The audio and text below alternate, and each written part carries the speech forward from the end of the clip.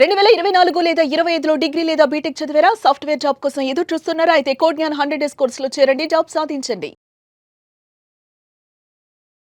చాలా మంది సాఫ్ట్‌వేర్ జాబ్స్‌కి అప్లై చేస్తూ ఉన్నారు. బట్ చాలా మంది కంప్లెయింట్ ఏంటి అంటే, మాకు ఏ అప్డేట్ రావట్లేదు. అసలు రీజన్ ఏంటి అనేది క్వెషన్ చాలా మందికి ఉంది. ఆ రీజన్స్ ఏంటి సార్ అసలు? ఇది చాలా మంది దగ్గర వింటున్న పాయింట్ అండి. పాయింట్ ఒక్కటి, వాళ్ళు అప్లై చేసే ముందు దాని డెడ్ లైన్ ఎప్పుడు దాకా ఉంది అన్నది ఒకటి చెక్ చేసుకోవాలి. అట్లా కాకుండా అంటే కామన్ ప్లాట్ఫామ్స్ ఉంటాయి, నౌకరీ అట్లాంటి వాటిలో జాబ్ యాక్చువల్ డెడ్ లైన్ అయిపోయినా కూడా కొన్నిసార్లు లింక్స్ ఓపెన్లో ఉంటాయి అనమాట. సో అప్లై చేస్తారు. అప్లై చేసినప్పుడు అది అయిపోయింది, డెడ్ లైన్ అయిపోయింది, ఆబ్వియస్గా వీళ్ళకి ఎలాంటి ఇన్ఫర్మేషన్ రాదనమాట.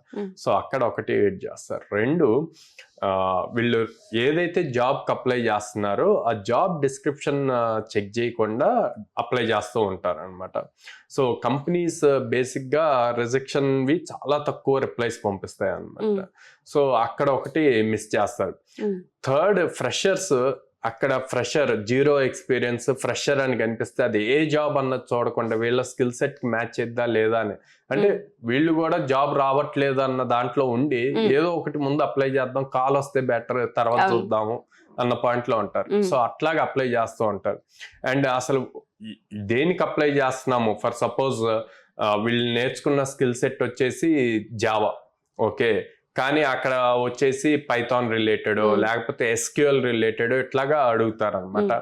సో ఆ స్కిల్ సెట్ రిలేటెడ్ జేడీలో ఉన్న స్కిల్ సెట్ వీళ్ళు అప్లై చేసిన జాబ్ స్కిల్ సెట్ ఏదైతే రెజ్యూమ్ అప్లోడ్ చేస్తారో రెండు మ్యాచ్ అవ్వు. సో దాని వల్ల కూడా ఫస్ట్ స్టార్టింగ్ లోనే రిజెక్షన్ అవుతాయి అనమాట. అంటే హెచ్ఆర్ దాకా కూడా వెళ్ళవు, ఫస్ట్ రౌండ్ కూడా వెళ్ళవు అనమాట. ఇప్పుడు అంతా రెజ్యూమ్ స్క్రీనింగ్ అంతా కూడా సాఫ్ట్వేర్ బేస్డ్ అండి. So ATS score important. So ఈ ఏటీఎస్ స్కోర్ 80%, 75% అబౌవ్ ఒక కంపెనీ ఒక్కోలా చూస్తారు. ఆ స్కిల్ సెట్స్ మ్యాచ్ అయితేనే నెక్స్ట్ రౌండ్ కి ఎలిజిబుల్ అవుతారు అనమాట. ఇప్పుడు ఇంకా పెద్ద మిస్టేక్ ఏం చేస్తున్నారంటే ఆ ఏటీఎస్ స్కోర్ రావటం కోసం ఏఐని యూజ్ చేసి రెజ్యూమ్స్ అప్డేట్ చేస్తున్నారు. సో 95% యాక్యురసీ వస్తుంది.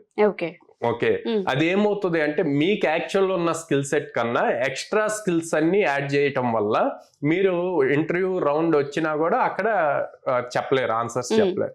సో ఇవన్నీ కేర్ఫుల్ స్టెప్స్ తీసుకోవాలి. నెక్స్ట్, రెజ్యూమ్లో వచ్చేసి బేసిక్గా మన డీటెయిల్స్ ఇస్తాము, తర్వాత మన ఎడ్యుకేషన్ క్వాలిఫికేషన్ ఇస్తాం, తర్వాత మనం చేసిన ప్రాజెక్ట్స్ ఇవన్నీ మెన్షన్ చేస్తాం అనమాట. ఈ ప్రాజెక్ట్స్ మీరు ప్రతిదీ మీకు ఇన్ డీటెయిల్డ్గా తెలియాలన్నమాట. అలా గనక లేదు అంటే గనక మీకు ఫస్ట్ రౌండ్ ఆపర్చునిటీ వచ్చినా అక్కడ మీరు ఆన్సర్ చేయలేకపోతే నెక్స్ట్ రౌండ్కి వెళ్ళలేరు.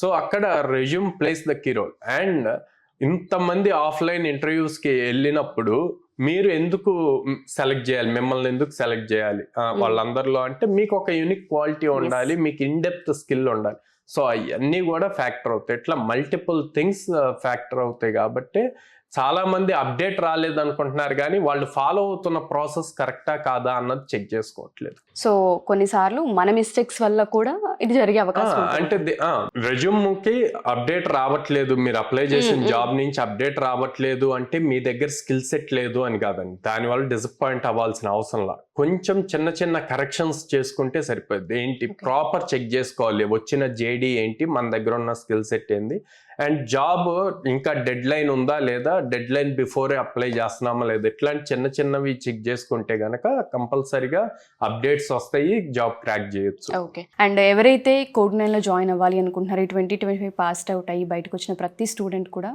ఇవాళ రేపు పర్సంటేజ్ కాదు స్కిల్కి ఎక్కువ వాల్యూ ఉంది అని చెప్తున్నారు. అండ్ దాంతోపాటు కంపెనీస్ అన్ని కూడా అవే చూస్తున్నారని కూడా చెప్తున్నారు.